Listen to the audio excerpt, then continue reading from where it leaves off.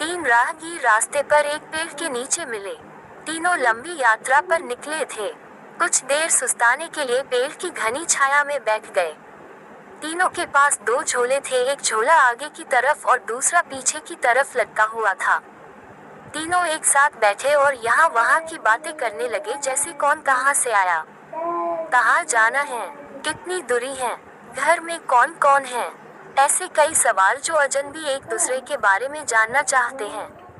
तीनों यात्री कद काठी में समान थे, पर सबके चेहरे के भाव अलग अलग थे। एक बहुत थका निराश लग रहा था, जैसे सफर ने उसे बोझिल बना दिया हो।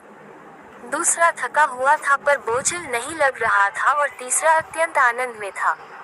एक दूर बैठा महात्मा इन्हें देख मुस्कुरा रहा था।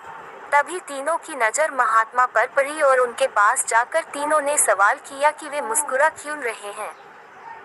इस सवाल के जवाब में महात्मा ने तीनों से सवाल किया कि तुम्हारे पास दो झोले हैं, इनमें से एक में तुम्हें लोगों की अच्छाई को रखना है और एक में बुराई को, बताओ क्या करोगे।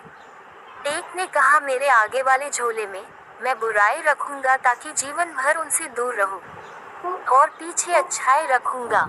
दूसरे ने कहा, मैं आगे अच्छाई रखूंगा ताकि उन जैसा बनूं और पीछे बुराई ताकि उनसे अच्छा बनूं।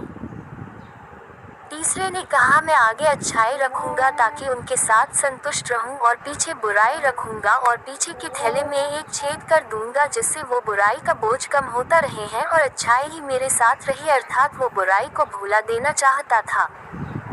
ये सुनकर महात्मा ने कहा, पहला जो सफर से थक कर निराश दिख रहा है, जिसने कहा कि वो बुराई सामने रखेगा, वो इस यात्रा के भांति जीवन से थक गया है, क्योंकि उसकी सोच नकारात्मक है, उसके लिए जीवन कठिन है।